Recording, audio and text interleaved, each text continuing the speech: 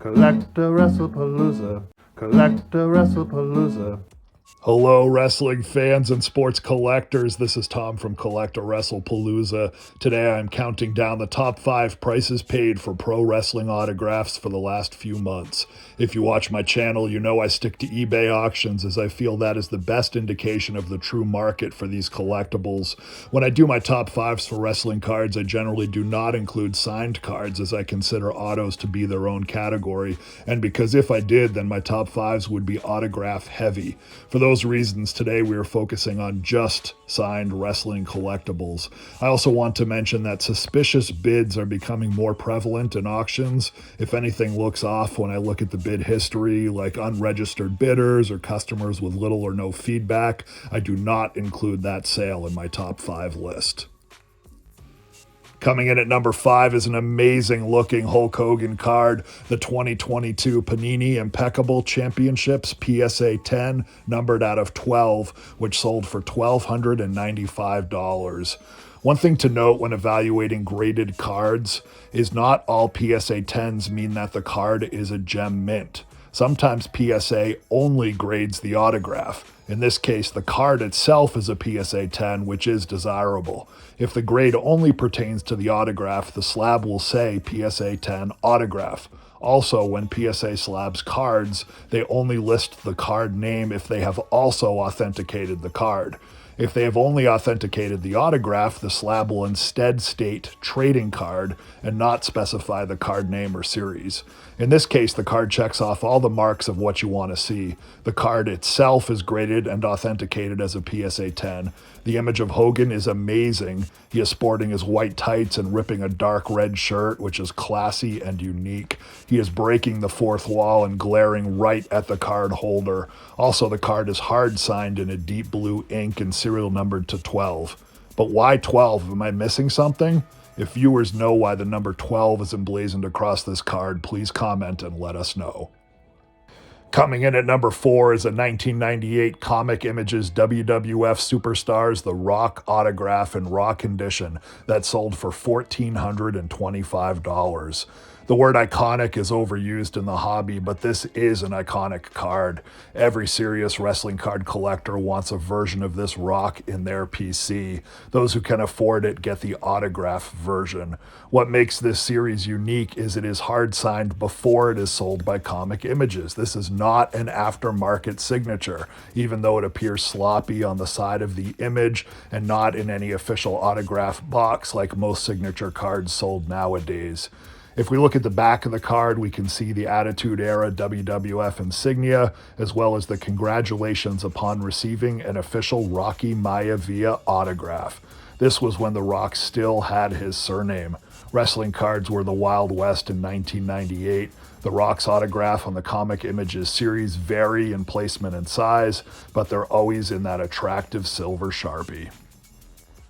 Coming in at number 3 is the OG 1982 Wrestling All-Stars Hulk Hogan Series A number 2 card, hard signed and authenticated by PSA, which sold for $1,682 at auction.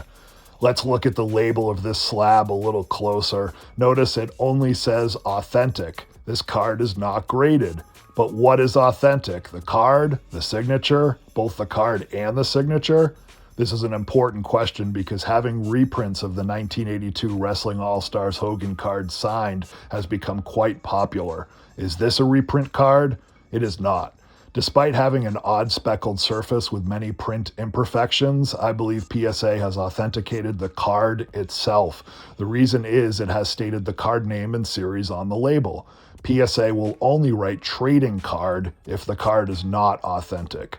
I believe PSA has also authenticated the signature because it states PSA/DNA certified, which is PSA's signature and memorabilia authentication service.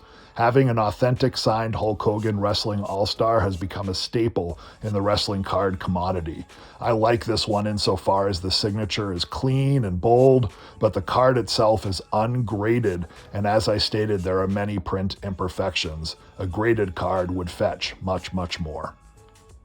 Coming in at number 2 is my favorite card from the list, an amazing Topps triple autograph featuring the late Bray Wyatt, the late Luke Harper, and WWE legend Randy Orton from 2017. The card is serial numbered to 10, and this raw version sold at auction for $1,775.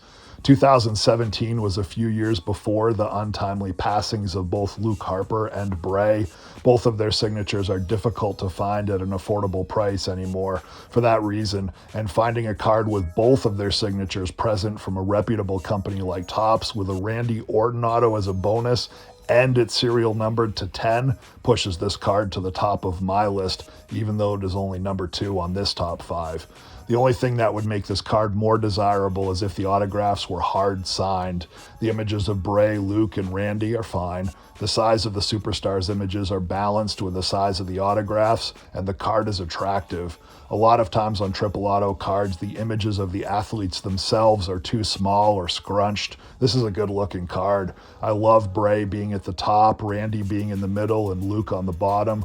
Any fan of Swamp Cult Bray, such as myself, would love to own and cherish this amazing wrestling card.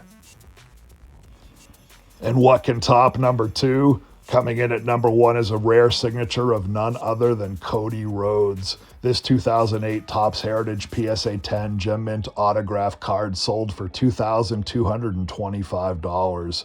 Cody made his WWE television debut on a July 2nd, 2007 episode of Monday Night Raw in a backstage segment. He made his in-ring debut 2 weeks later, losing to Randy Orton.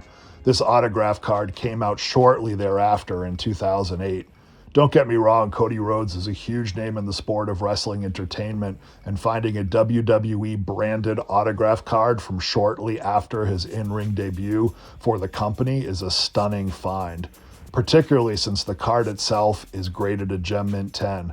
But finding Cody at the top of this list surprised me. I think fans are speculating even bigger things for this superstar. I actually agree with an inflated price for his cards. He is poised to win much more WWE gold in his career. He comes from one of the most famous wrestling families ever. He essentially started AEW, and he is one of the best personalities aside from his character. I could see Cody becoming a WWE CEO someday, filling the void left by Vince McMahon and the McMahon family. And that does it for this week. What do you think of this top 5? Does Cody at number 1 surprise you? Do you have thoughts about wrestling autographs in general? What's most important to you in a signed card? Please leave your comments and let us know. I hope this video inspired you to check out some auctions for yourself. And as always, be good to each other and happy collecting. CollectAWrestlePalooza. CollectAWrestlePalooza.